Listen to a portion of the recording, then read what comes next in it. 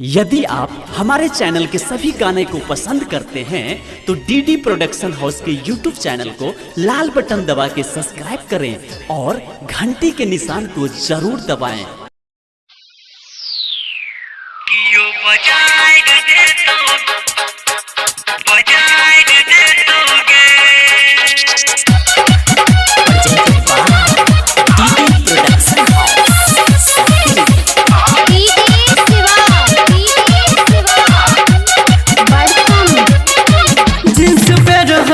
बड़ा टाइट कियो फाइट दे तोगे जींस पे रही बड़ा टाइट कियो फाइट दे तोगे हाँ फाइट दे तोगे गे छौरी गाल में लक चुम्मा कियो बजाइट दे तोगे गे छौरी लके सामान में चुम्मा कियो बजाइट दे तोगे जींस पे रही बड़ा टाइट कियो फाइट दे तोगे जींस पे रही बड़ा टाइट कियो फाइट दे तोगे हाँ फाइट दे तोगे गे छोड़ी गाल में लहके चुम्मा कियो बजाइट दे तोगे गे छोड़ी लके सामान में चुम्मा कियो बजाइट दे तोगे।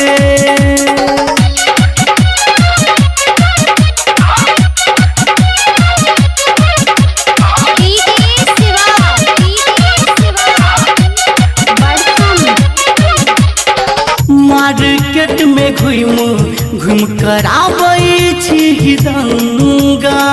भूल सन जाइ है गोरकी घूमा दरभंगा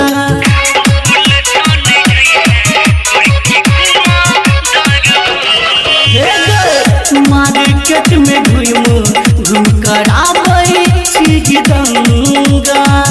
भूल सन जाइ है गोरकी घूमा दरभंगा तोहर चढ़ल जवानी के बिगाड़ दे तोगे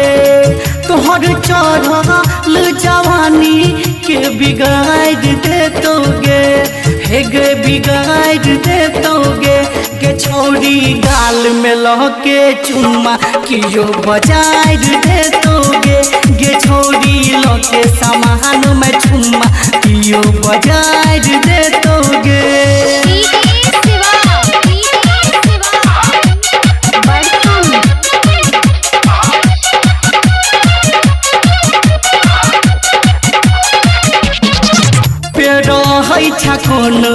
कौन डिजाइन के कपड़ा लागै छ आइटम मुँह बंगाल के तू तगड़ा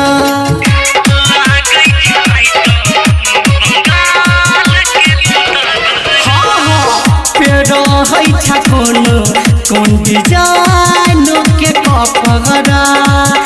लागै छ आइटम मुँह बंगाल के तू तगड़ा राज संदीप नासा उतार दे तोगे राम पंकज पप्पू सरोज नासा उतार दे तोगे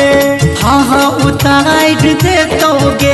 गे छोरी लके गाल में चुम्मा कियो बजाइट दे तोगे गे छोरी लके सामान में चुम्मा कियो बजाइट दे तोगे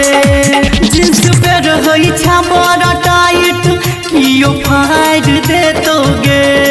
जींस पे रही बड़ा टाइट कियो फाइट दे तोगे हाँ फाइट दे तोगे गे छोरी गाल में लहके चुम्मा कियो बजाइट दे तोगे गे छोरी लके सामान में चुम्मा कियो बजाइट दे तोगे। Recording by DD production house Sakri 97 084 45 722।